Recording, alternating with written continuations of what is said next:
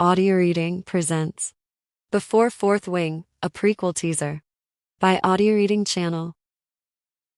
Chapter 1, The Parapet. The wind is sharp enough to cut skin. It howls over the parapet, screeching against the stone, ripping through my leathers as if it knows how fragile I am. The bridge ahead is slick with rain, polished smooth by years of trembling footsteps and blood.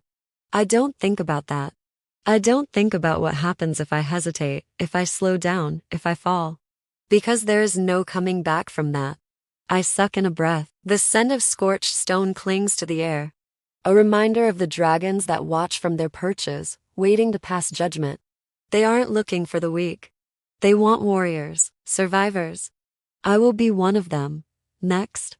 The call comes from the other side of the parapet, where a fourth year, with an expression carved from stone, waves the next candidate forward. The line moves, inching closer. There are fewer of us now. Some refuse to step up. They're already gone. Others won't make it across. I grip the straps of my boots, fingers stiff with cold. One foot in front of the other. That's it. Except that's not it. That's not nearly all of it. The first cadet in line steps onto the parapet. It takes 5 seconds before the wind catches them wrong, tilting them just slightly off balance. Their arms flail, they grab at nothing, and then, they're gone. A sickening crack echoes up from the ravine below. A shiver races down my spine, but I clench my teeth against it. This is what I signed up for. This is what I have to do. I refuse to die before I've even had a chance to fight. The line moves again. My heart pounds so hard I can feel it in my skull. Someone ahead of me stumbles, but catches themselves just in time. Someone behind me mutters a curse, low and sharp. I don't turn around. I don't need to. I already know who it is. Xaden Ryerson. The name alone is enough to send a jolt of adrenaline through my veins. Wing leader of 4th Wing. Marked for treason because of what his father did in the rebellion. He has more scars than kindness, more reasons to hate me than most. He's been watching me from the moment I stepped into this quadrant, waiting to see if I'll fall like I should. But I won't. Another cadet crosses, then another, then it's my turn. The wind roars. The parapet stretches out before me, long and narrow, a single path suspended between life and death. I take the first step, my boots slick against the rain-slicked stone. And then another. The wind shifts, catching my balance, making me sway. I freeze for half a breath, steady myself, and keep going. Falling isn't an option. Dying isn't an option. One step, another. The edge of the bridge is a whisper away. Then something slams into my shoulder. Not the wind, a hand. I stumble. My foot slips, toes catching on nothing but empty air. The world tilts. The ravine yawns wide below me, ready to swallow me whole. A hand grips my wrist, not to save me, to hold me there, suspended over the edge, with death a heartbeat away. Not here, Xaden murmurs, voice smooth as steel. His grip is firm, fingers wrapped around my wrist like a vice. Not yet. Then he lets go. I fall. The air rushes past me, my breath seizing in my chest, the world spinning in a blur of gray stone and black sky. And then I hit the ground. Hard. Pain explodes through my knees, my palms scraping against rough stone. I blink. I'm on the other side. I made it across. Xaden steps off the parapet behind me, not even winded. He looks down at me, those dark eyes unreadable, and smirks. You're welcome. I clench my fists, my heart still hammering against my ribs. I won't give him the satisfaction of a response. Not now, not ever. Because survival isn't about strength. It's about knowing when to fight and when to let someone think they've won. And I have no intention of losing. Chapter 2, Marked for Death. The bruises are already blooming under my skin. Pain lances through my knees as I push off the stone, but I don't let it show. Not here. Not when every single person in this quadrant would rather see me splattered on the rocks below than standing in their ranks. I straighten, ignoring the burn in my muscles, ignoring the smirk still curling Xaden Ryerson's lips like he's already won. He hasn't. Not yet. The other cadets who've made it across the parapet form a loose cluster, the cold wind still whistling around us. But it's not the chill raising the hairs on the back of my neck. It's the stairs, the weight of them, pressing in, thick with something sharper than resentment. Hatred. I swallow hard and keep moving. The stone courtyard stretches before me, worn smooth by centuries of footsteps. Some who walked into the writer's quadrant and lived, and plenty who didn't. Beyond the arching black walls, dragons perch on the ridges, their scaled wings rustling as they shift, as they wait. For us. For the fools willing to risk their lives for a bond. A rough shoulder clips mine as I pass. My balance wavers for half a second before I steady. A girl with close-cropped hair and eyes like flint barely glances back at me, but she doesn't need to. I know what she's saying, what they're all saying without a word. I shouldn't be here. A sharp whistle cuts through the tense air, and we snap to attention. A fourth year, his uniform crisp despite the rain, steps forward. Surveying us with the flat disinterest of someone who's seen too many cadets die to bother learning names. "You've made it across the parapet," he says, his voice carrying easily over the wind. "Congratulations, that was the easy part." A few nervous chuckles ripple through the crowd. I don't laugh, because I know he's right. "Listen well," he continues, pacing along the line of us. "The writer's quadrant is not for the weak, the hesitant, or the cowardly. It is for those who will not break, even when their bones do. And make no mistake, many of yours will." A low murmur of acknowledgement rumbles through the group. "You will sleep with a dagger under your pillow." His eyes flick to mine for half a second, longer than anyone else's, and my stomach clenches. "You will eat with your back against a wall. You will learn to fight, or you will die wishing you had."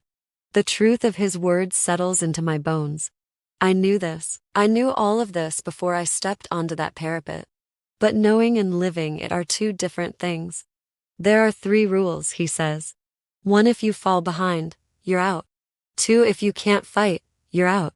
And 3, if you betray your squad, if you betray your dragon." He pauses. Letting the weight of it sink in. "You won't have to worry about being out. You'll be dead." Silence grips the group like a vice. "Understood?" he demands. A chorus of affirmations rises into the air, some strong, some barely more than whispers. Mine is somewhere in between. The fourth year doesn't look convinced, but he moves on. "Your squads are posted on the barracks door. Find your name and get moving. Training starts at dawn."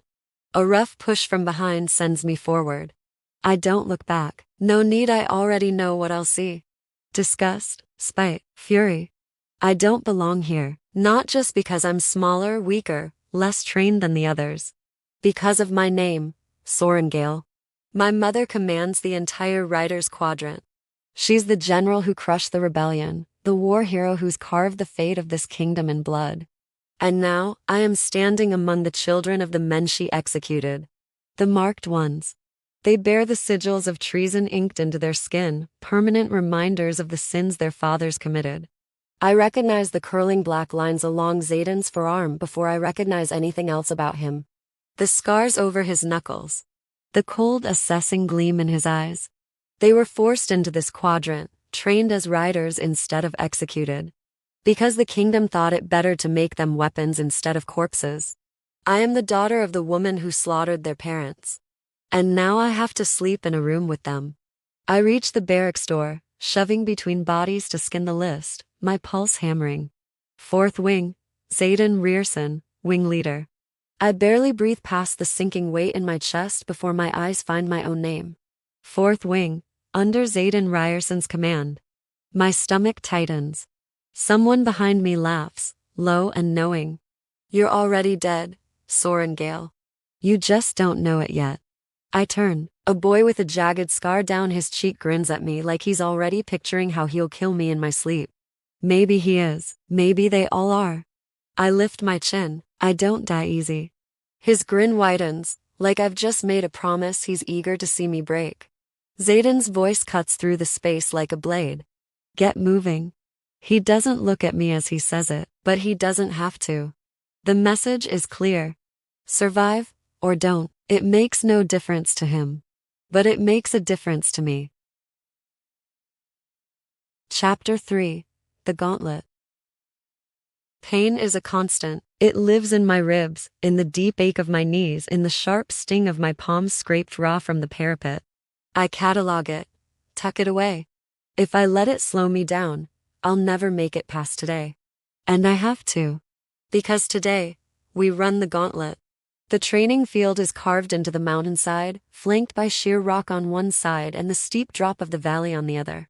The obstacle course stretches ahead, brutal and merciless, designed to break us before we even have a chance to fail in the real war.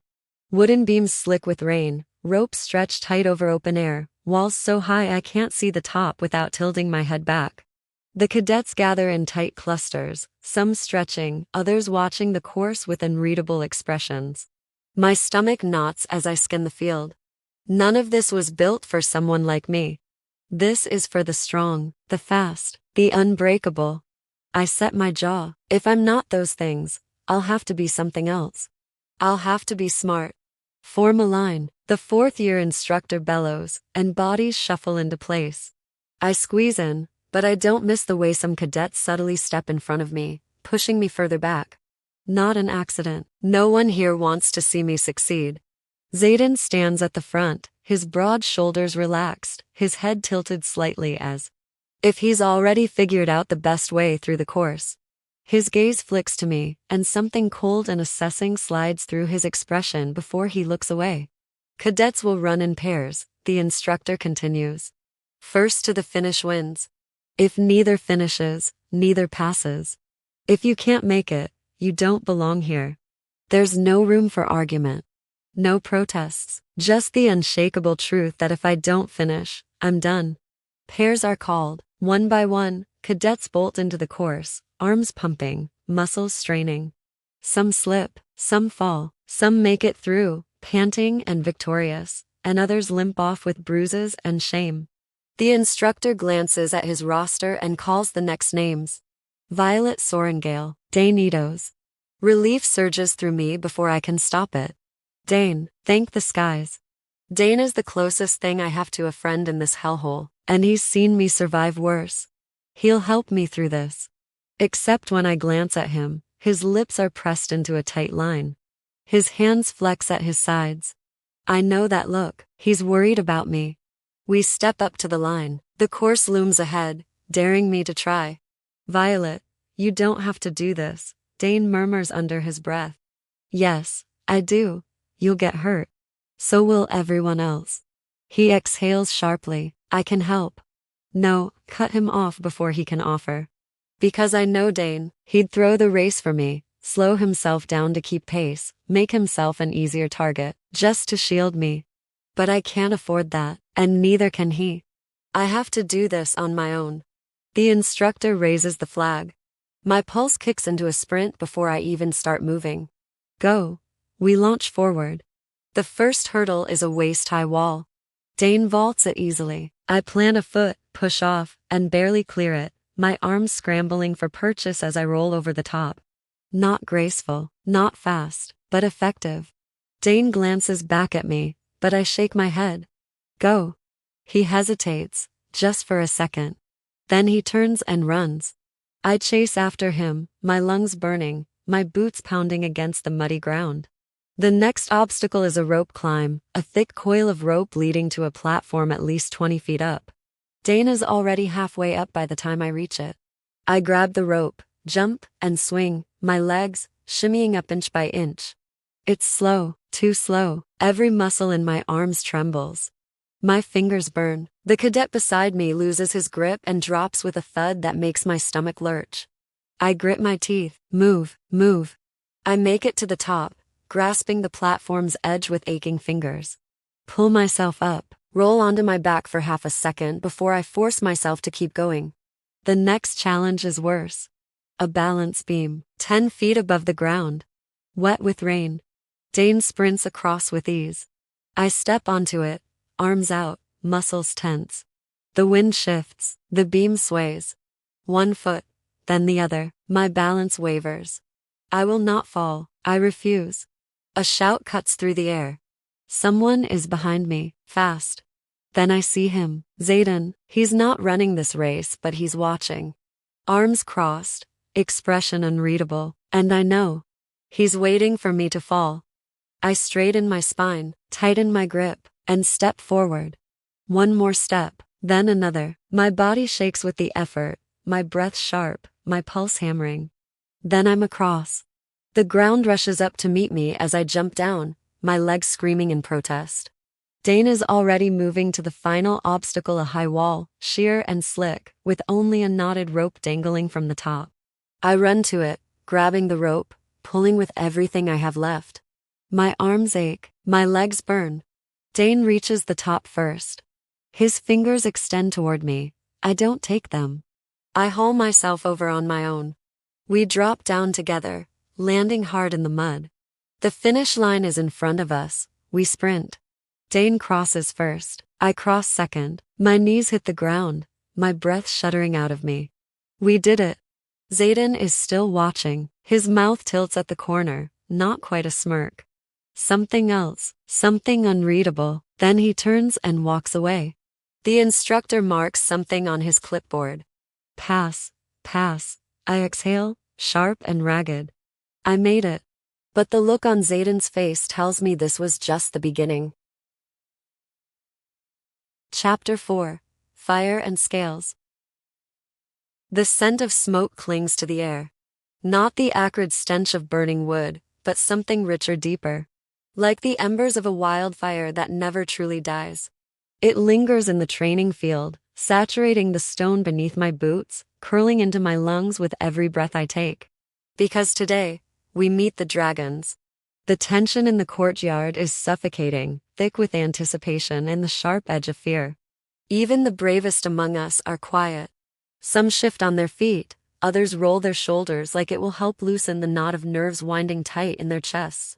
Me, I keep my hands at my sides, my fingers curled into fists to hide the slight tremor. I won't give them another reason to doubt me. You stand on the precipice of your future. Instructor Emeterio's voice booms across the field, his sharp eyes scanning the line of cadets. Today, the dragons of Basgiath will make their first judgment. A gust of wind rushes across the field, rattling the banners overhead. But it's not the wind that makes my breath catch in my throat. It's the sound that follows. A slow, deliberate inhale. Then the ground shakes, the first dragon lands. The impact sends a shockwave through the field, knocking dust and loose gravel into the air. A ripple of movement spreads through the cadets as they fight not to stumble. I plant my feet. I will not move. The dragon is massive, its scales the color of molten obsidian, edges still glowing faintly as if it was just breathing fire. Its eyes golden and ancient sweep over us like we are insignificant specks of dust beneath its claws. Other dragons descend in quick succession. Some land lightly, barely stirring the dust. Others crash down with enough force to crack the stone beneath them. Wings spread, tails flick, claws scrape against the rock. And then, silence, waiting. Some of you, Emeterio continues, stepping forward with measured calm, will be chosen. Some will be ignored. His gaze flicks to the group.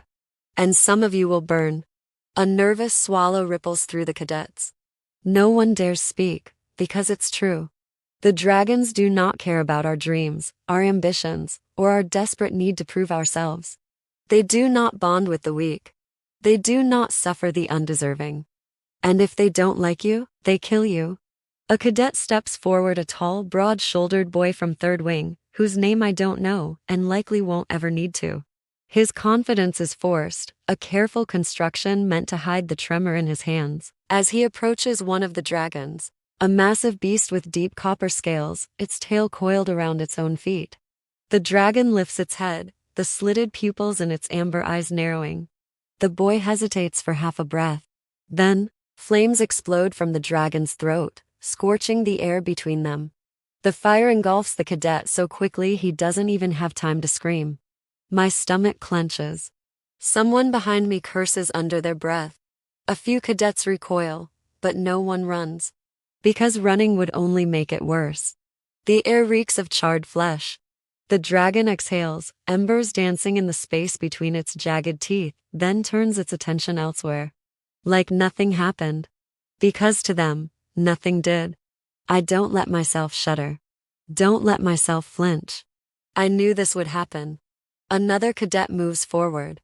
A girl this time, sharp-featured and weary, her spine stiff with determination. She walks toward a smaller dragon, its scales a deep green, its horns curving back over its skull like polished ivory. It watches her unreadable, then it exhales. Not fire, smoke, a test. The girl doesn't move, doesn't break eye contact, even as the thick gray tendrils curl around her face. The dragon tilts its head. Then slowly, it lowers itself, wings folding tight against its back. A bond. The girl exhales, barely more than a whisper of breath. One down. The line moves. Some cadets are ignored, others are met with fire. Xaden steps forward. His movements are deliberate, controlled, like he's walking towards something inevitable. And maybe he is. A shadow moves from the ridge above, a massive form launching itself from the rocks.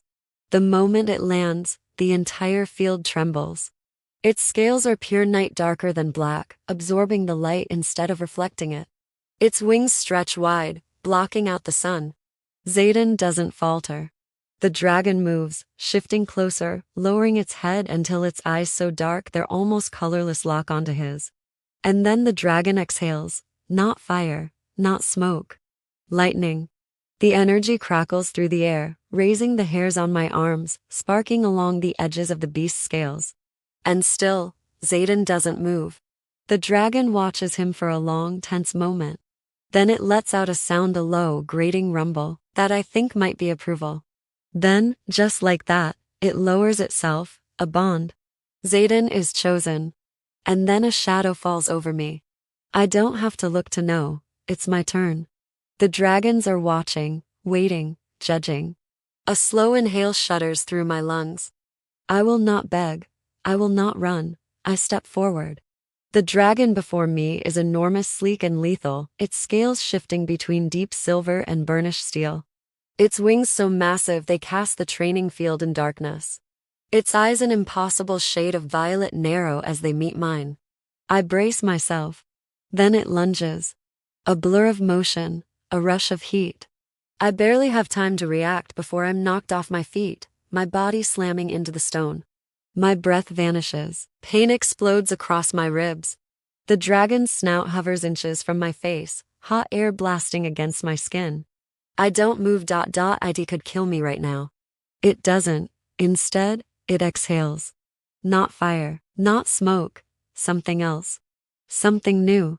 Electricity pulses through the air, arcing along my skin, searing through my veins. Not burning, not hurting, filling. The dragon pulls back, watching me. And then, slowly, deliberately, it lowers itself. A bond, a choice, a future. The field is silent. I rise to my feet, legs shaking, breath shuddering past my lips. Xaden is watching me, something unreadable in his expression. I did it. But as the energy still crackles in my veins, as my dragon's massive wings fold tight, I realize, this is only the beginning. Chapter 5. Survival is a choice. The bond hums beneath my skin, a crackling energy threading through my veins like wildfire, refusing to settle. It's not painful, not exactly, but it's unlike anything I've ever felt. Like standing too close to a storm and knowing the lightning could choose to strike at any moment. Because I am bonded. The words still feel foreign, impossible.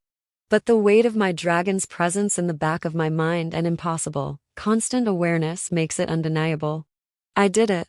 I survived the parapet. I made it through the gauntlet. And now, against every stacked odd, I have a dragon. And yet, a cold awareness slithers down my spine as I glance at the faces surrounding me. Survival isn't just about making it through the trials. It's about making it through them. Because I am still Violet Sorrengail. And that means I am still hated. A shift of movement catches my eye. Xaden Rierson. His dragon black as the void, massive beyond reason, looms behind him, watching the cadets with unreadable intensity. But it's Xaden who holds my attention. He's staring at me. And unlike the others, his expression isn't shock or resentment. It's calculation. Like he's piecing together an equation that shouldn't be possible. And I don't like what that might mean. The gathered crowd is still recovering, some cadets muttering under their breath, others swallowing back the bitter taste of disappointment. Because they weren't chosen, and I was. Enough standing around, Instructor Emeterio barks, cutting through the tension. Your bonds have been made. Now you prove you deserve them. His words are razor sharp, slicing through any illusions of safety we might have dared to cling to. Over the next few weeks, you will learn how to fight, how to defend, and how to use the power your dragons give you. But first, you will learn the most important lesson of all. His gaze sweeps over us, pausing just long enough to make my stomach twist. You are not safe. You will never be safe. The weight of that truth settles into my bones. Because he's right, the bond doesn't protect us. It makes us targets. A shriek splits the air, high and piercing, a sound that shouldn't come from human lungs. I snap my head toward the source, and barely dodge, a cadet lunges at me. I react on instinct, twisting just in time to avoid the blade aimed straight for my ribs. The dagger slices through the air, so close I feel the whisper of its edge against my leathers. I stumble back. The cadet, a boy with a jagged scar along his jaw, one of Zayden's loyalists, grins, wild and eager, his grip shifting on the blade. Shouldn't be here, Sorrengail, he taunts, circling me like a predator. And now you won't be. My pulse slams against my ribs. The first accident has begun. Because that's what this is. What it's always been. No one here is going to kill me. They'll just make sure I don't make it through the night. I chance a glance at Zayden, but he doesn't move. Doesn't stop it. Of course he doesn't. This is his squad, his people. If I die, it's convenient. If I survive, that is his problem. The scarred cadet lunges again, fast and brutal. I barely manage to sidestep, my heart hammering, my mind scrambling for a plan. Because this isn't like the gauntlet. This isn't controlled, structured, winnable. This is war, and I am already losing. I have to think. The dagger flashes again, a sliver of death slicing toward me. I drop. Let gravity take me. His blade whistles over my head as I hit the ground hard, pain jolting up my spine. He stumbles forward, momentum carrying him just enough. I kick out, aiming for his knee. A sickening crack echoes through the courtyard as he falls. The dagger clatters from his grip. I lurch for it, my fingers closing around the hilt. I twist, rising to my feet, my breath coming in ragged gasps, and shove the blade under his chin. The world stills. He freezes.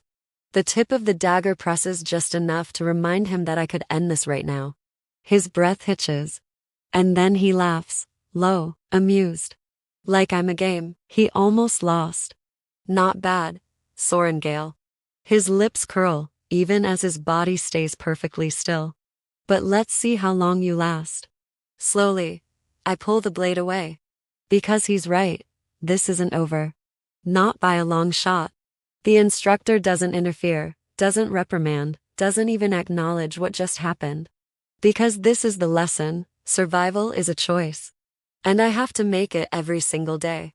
I step back, my heart still slamming against my ribs, my grip tightening on the dagger. Zayden is watching. I don't know what I expect: approval, disdain, maybe even indifference. But instead, his lips curl into something that isn't quite a smirk. Something almost interested. Like I am the equation he's still solving. And that is almost more terrifying than the cadet still grinning at my feet.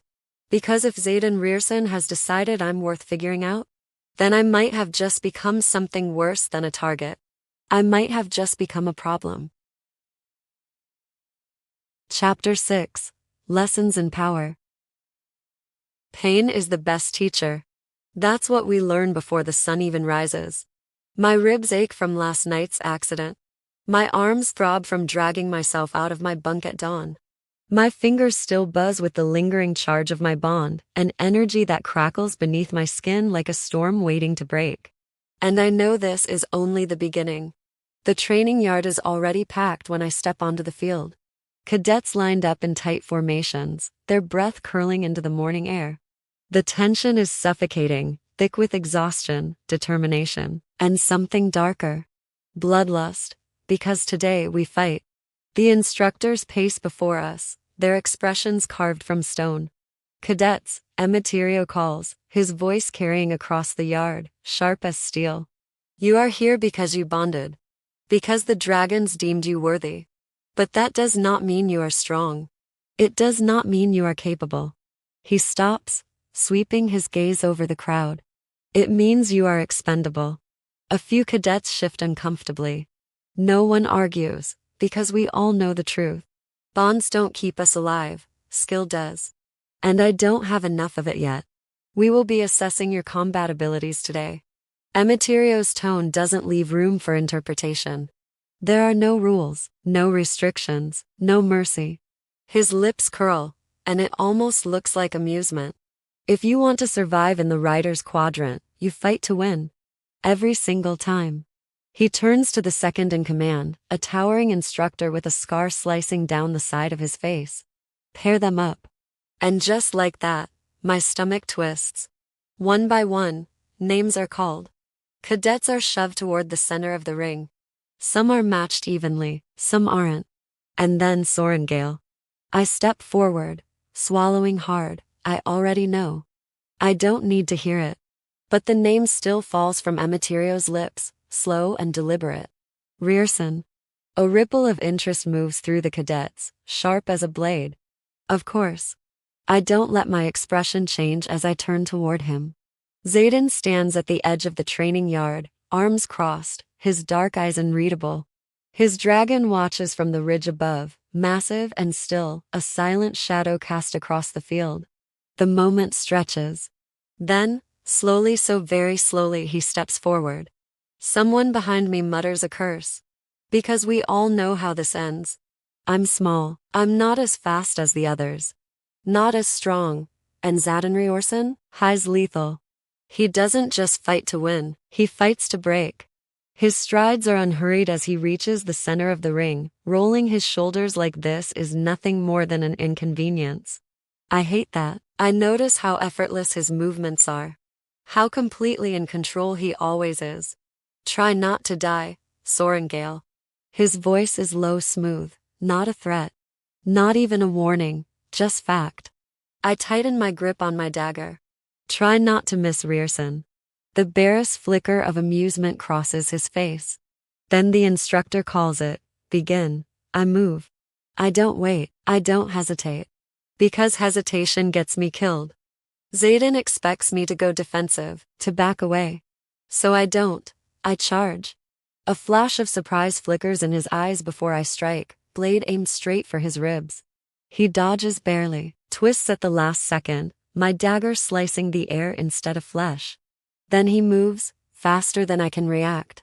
A brutal counterattack, his arm slamming against mine, knocking the dagger from my grip. The force sends me stumbling back. I recover just in time to see his next strike. I barely dodge the blow aimed for my ribs, twisting away, my breath ragged. He's faster, stronger, but I'm smarter. I feint left, then drop into a low sweep, aiming for his legs. He sees it coming, catches my ankle with one hand and wrenches me forward. The world tilts. Then I'm on my back, breath punched from my lungs, the cold earth pressing into my spine. Xaden looms over me, knee pressing into my ribs, pinning me with effortless ease. He could kill me right now. I grit my teeth. Yield, he murmurs. I growl. And slam my forehead into his, a sharp crack. A stunned pause. Then he laughs, low, dark, real. Like I actually surprised him. Then his weight shifts just enough. I twist, forcing my knee up between us, pushing hard enough that he lets go. I roll, shoving up to my feet before he can pin me again, my breath coming in ragged gasps. Xaden wipes a smear of blood from his temple where I headbutted him. He glances at it, then at me, and his lips curve. Like he's enjoying this. I bare my teeth. Because if he thinks I'm going to roll over and let him win, he's got another thing coming. I lunge again, bare-handed now, aiming for the hilt of my fallen dagger. But he's faster. He steps in, knocks my foot out from under me, and twists. I hit the ground again, flat on my back, a dagger pressed lightly mockingly against my throat. Xaden leans in. His breath is steady, completely unbothered. You're good, Sorrengail. His voice is low, edged with something sharp. But you're not good enough. I want to argue. But I lost. Again, and we both know it. I breathe hard, fury and frustration curling through my veins. Better luck next time, he murmurs, pushing off me with that same infuriating ease, sheathing his dagger before turning away. Like I'm not even a threat. Like I'm already beaten. I shove up to my feet, every muscle screaming. I refuse to let them see me struggle. Refuse to let them see me break. But as I glance around, I feel the stares. Some amused, some impressed. Some like Zayden's assessing. Because I might not be good enough yet. But I will be. And next time, I'm not losing. Chapter 7. Shadows and Secrets. Pain lingers long after the fight is over. It coils in my ribs, radiates down my spine, a constant reminder of just how much stronger Zayden is. How much faster, how much better. And I hate it. Hate the way my fingers still twitch with the phantom weight of the dagger I never got to use. Hate the way my muscles burn with exhaustion, a sign of just how much further I have to go. But most of all, I hate the way Zayden barely broke a sweat. Like our fight was nothing more than a warm-up. Like I was nothing more than a test he already knew the answers to. I grit my teeth as I make my way through the stone corridors of the barracks, the air thick with the scent of damp stone and old parchment. The halls are quieter this late, most cadets already collapsed in their bunks, bodies battered from today's training. I should be sleeping too, but sleep won't come. Not when my mind keeps replaying every mistake, every missed opportunity, every moment Zayden had me pinned. Not when I know deep in my bones that if I don't get stronger, if I don't figure him out, I'm already dead. Because Zayden Rierson doesn't play games. And if I'm not careful, I won't just lose to him in training. I'll lose everything. I take a sharp turn down an empty hallway, my boots barely making a sound against the worn stone. The lanterns flicker overhead, casting long shadows across the walls, stretching like skeletal fingers. I need answers. Not just about Zayden, but about all of them. The marked ones. The ones who hate me on sight because of my mother. The ones who aren't just waiting for me to fail, they're waiting for me to die. And if there's one thing I know about people who want you dead, it's this. They always have a plan. I need to know what it is. I slow as I approach the doorway to the archives, pressing a hand against the heavy wood. The Writer's Quadrant archives aren't like the ones in the main War College. These aren't filled with history or records of the kingdom's laws. These are filled with secrets. And secrets? They're more dangerous than daggers. I push inside. The room is vast, lined with towering shelves packed with scrolls and leather-bound tomes. The scent of ink and aged parchment curls into my lungs, grounding me, reminding me that knowledge is just as much of a weapon as steel. I move quickly, scanning the rows, searching for anything that might tell me more about the marked ones. About Zayden. Because if I want to survive him, I need to understand him. And understanding starts with knowing what he's hiding. I pull a book from the shelf, the spine cracked with age. The title is barely legible, but I recognize the emblem pressed into the leather. The Rebellion. My fingers tighten around the cover. I shouldn't be reading this.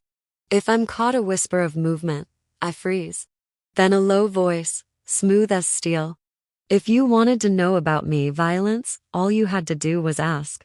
Zayden. My stomach clenches as I whirl, my grip still tight on the book. He stands in the archway, arms crossed, shadowed by the dim light of the lanterns. His expression is unreadable, but there's something sharp in his gaze. Something dangerous. Something that says he knows exactly why I'm here. I swallow hard, forcing my pulse to steady. Maybe I don't like asking for things, I say, lifting my chin. A flicker of amusement tugs at his lips. Clearly.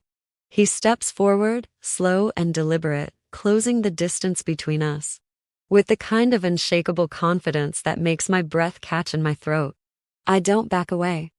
I won't. His gaze flicks to the book in my hands, then back to my face. You won't find what you're looking for in there, he says. I arch a brow. And what exactly do you think I'm looking for? His lips curl at the edges, not quite a smirk, but close, the truth. A slow exhale leaves my lungs, measured and careful. Because he's not wrong. I am looking for the truth. About him, about the rebellion, about why the hell the kingdom decided to keep the marked ones alive instead of executing them like my mother's orders demanded.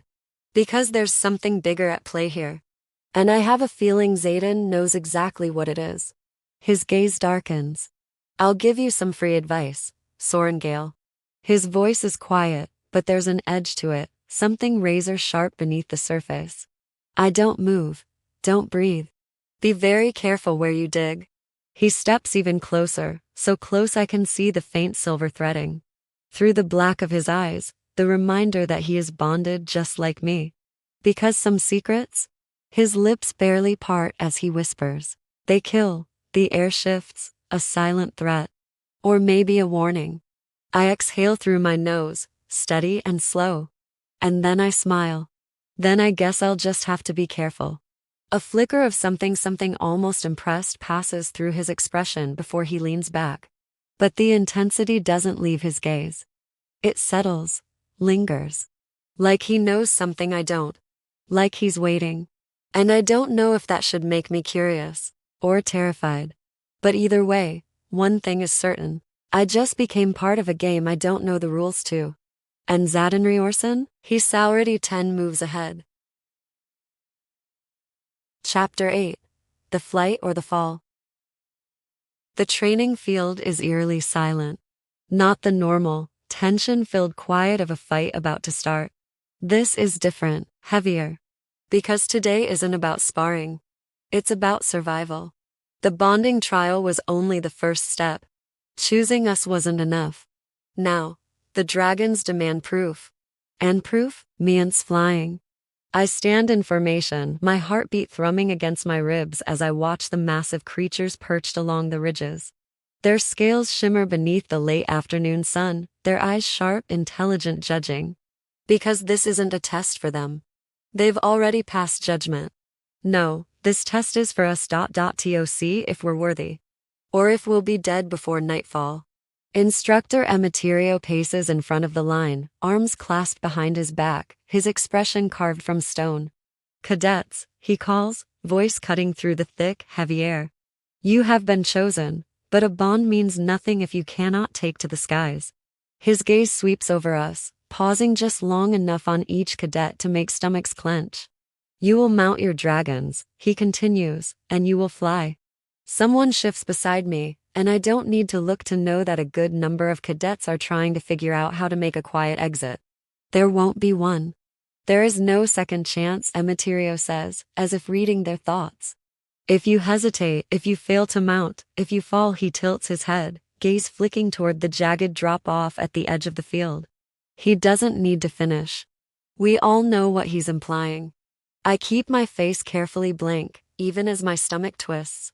I have never flown a dragon. And now I'm supposed to just what? Leap on and hope for the best? The leather straps wrapped around my forearms tighten as I flex my fingers, rolling my shoulders against the weight of my uncertainty. No, I can't think like that. I will do this. Because the alternative is falling. And I refuse to fall. A gust of wind howls through the field as the first dragon moves. The massive black beast belonging to Xaden shifts, unfurling his wings with deliberate slowness, his long tail curling around his feet. Xaden steps forward, movements effortless, fluid, like he's done this 1,000 times before. Because he has, he doesn't hesitate, doesn't falter. He just reaches for the harness, swings himself up in one smooth motion, and secures himself in place like it's second nature. Because it is. The second he's settled, his dragon lets out a sharp, bone-rattling roar, and they launch. The force of their takeoff sends a blast of wind rippling through the field, knocking dust into the air, stealing the breath from my lungs as I watch them rise. Higher, faster, stronger, Xaden is a part of it. Not just a rider, but a warrior built for this. For battle, for war. He disappears into the clouds, and then the field is silent again. One by one, the other riders step forward. Some are fast, some hesitate. Some nearly fall before catching themselves at the last second. Some don't make it. One cadet reaches for his dragon's harness, his grip too uncertain, his movements too slow. A guttural snarl, a quick snap of teeth. And then he's gone, gone. The only evidence of his existence is the blood splattered across the stone where he stood a second ago. The dragon snorts, unimpressed, and turns away. It didn't bond with him. And it doesn't tolerate weakness. A ripple of fear moves through the cadets, but no one stops. Because stopping isn't an option. My turn is coming. I can feel it creeping closer, crawling up my spine, wrapping itself around my lungs like a slow, deliberate stranglehold. Then Violet Sorrengail, I move. Not because I feel ready. Not because my body is calm. But because I have no choice. The crowd parts as I step forward, and I feel their eyes on me. Waiting for me to hesitate. Waiting for me to fail. Waiting for me to fall. I don't give them the satisfaction. I stride toward my dragon. She watches me silver and steel, her massive frame coiled with lethal precision, her violet eyes sharp enough to cut. She doesn't blink, doesn't move, just waits. I inhale, my pulse a drumbeat against my ribs. Then I run. The second my boots hit the stone beneath her, she shifts, wings twitching, claws scraping against the ground. I reach for the harness, grip tight, and swing up. The leather bites into my palms as I haul myself onto her back, muscles screaming, legs trembling. And then I'm there, seated, strapped in. My dragon lets out a sharp, breathy huff, tilting her head, like she's amused. Then she moves.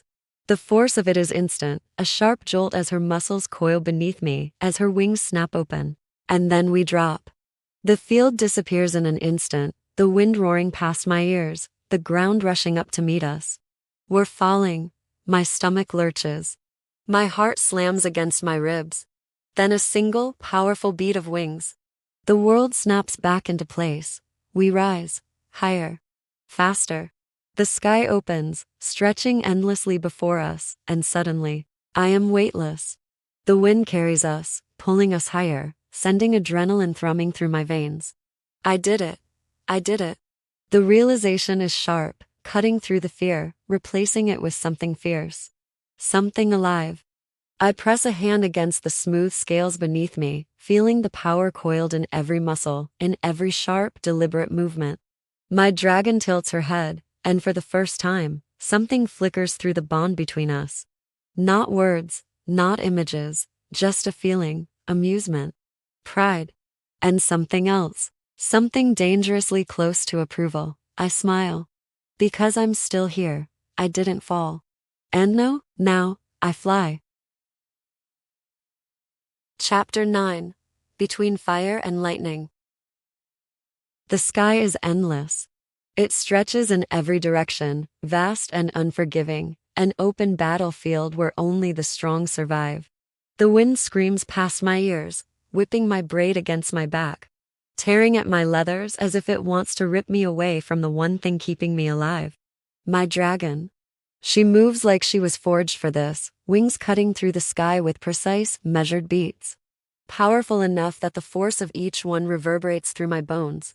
Every shift of her massive frame is instinctual, every adjustment seamless, as if we are already one being. But we're not yet, because I have no control. Not really. I'm not leading this flight, I'm just along for the ride. And it's becoming very clear that if I don't figure this out fast, she might decide she doesn't need me at all.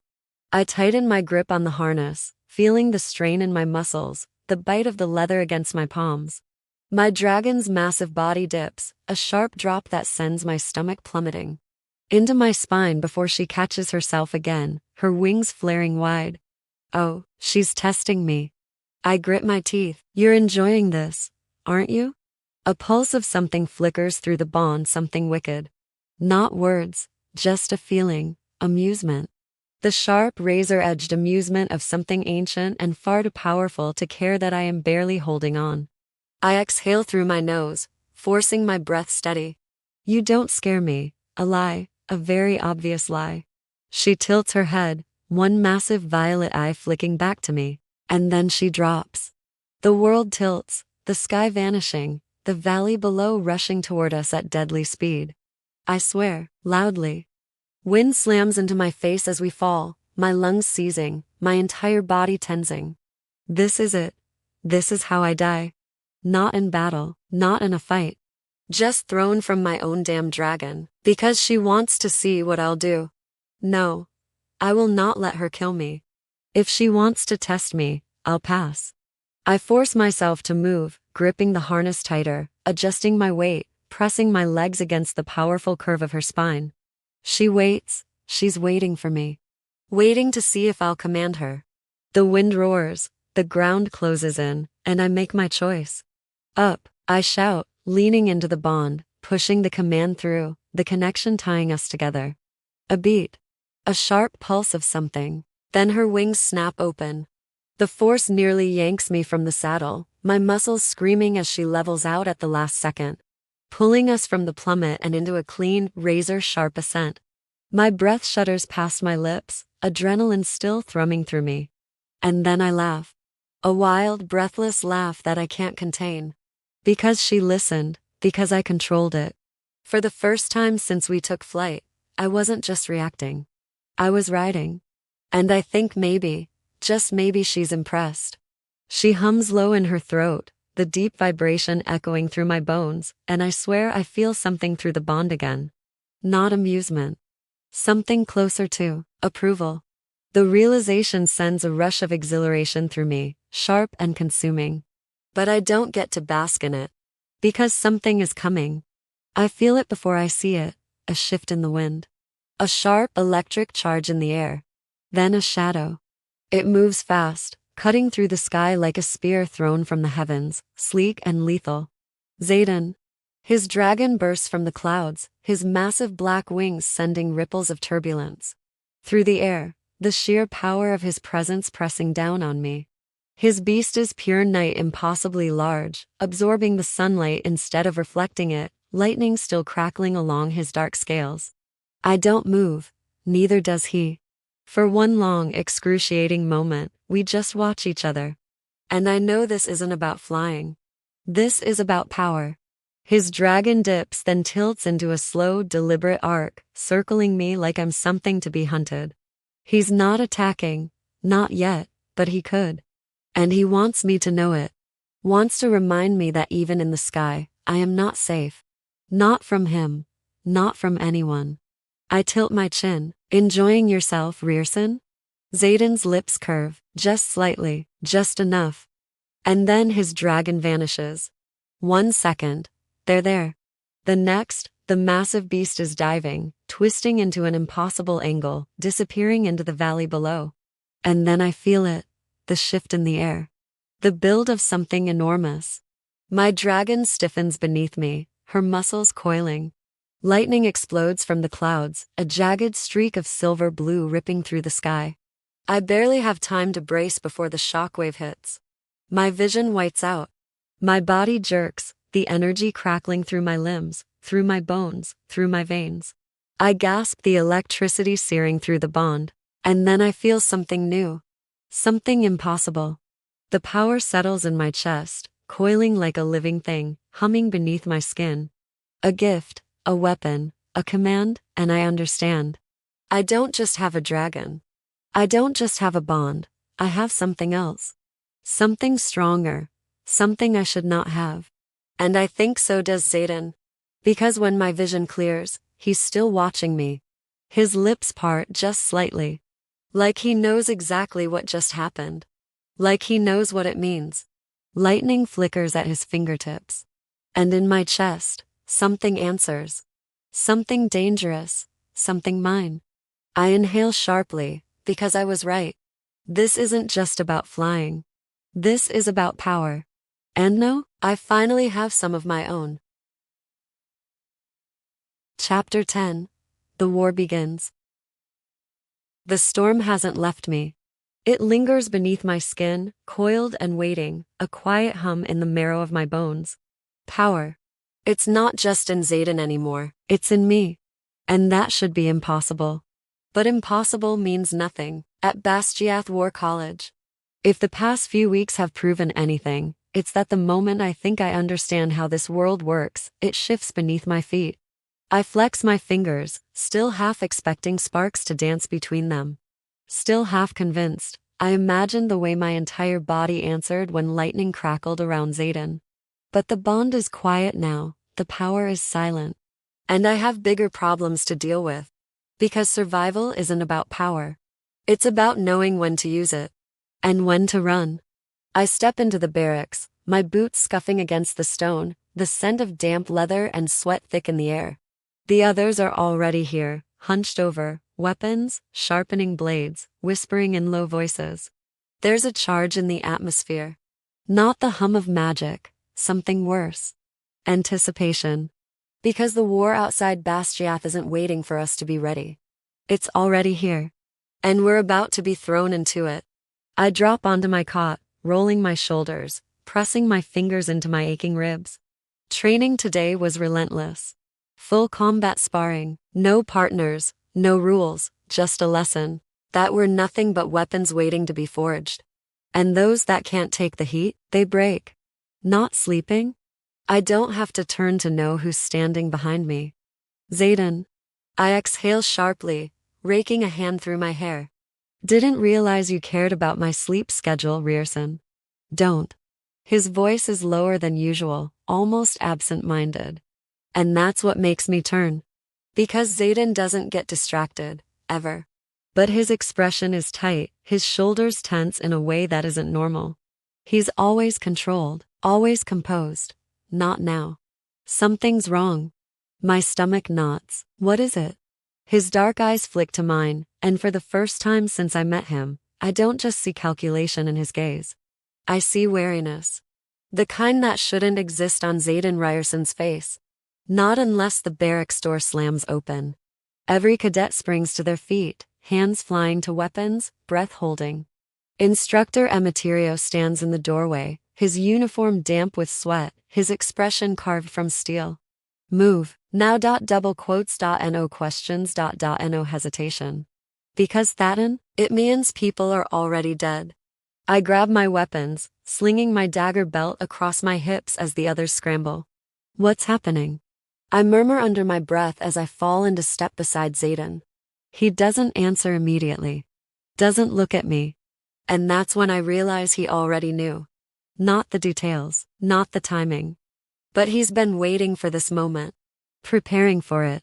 The hallways are a storm of movement, cadets pressing into formation.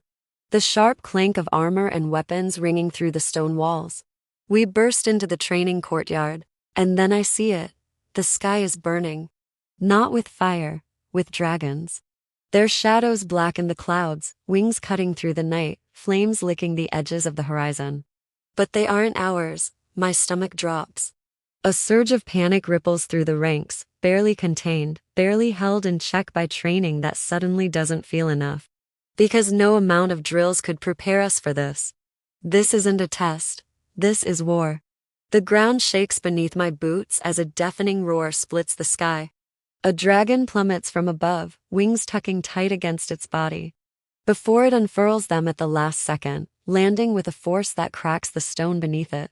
Xaden goes rigid beside me. Because the rider on its back isn't ours. The rider slides down with practiced ease, their dark armor gleaming. A sword strapped tight against their back, their eyes calculating as they scan the gathered cadets. The enemy isn't at the gates. They're already inside. A slow, horrifying realization spreads through the group.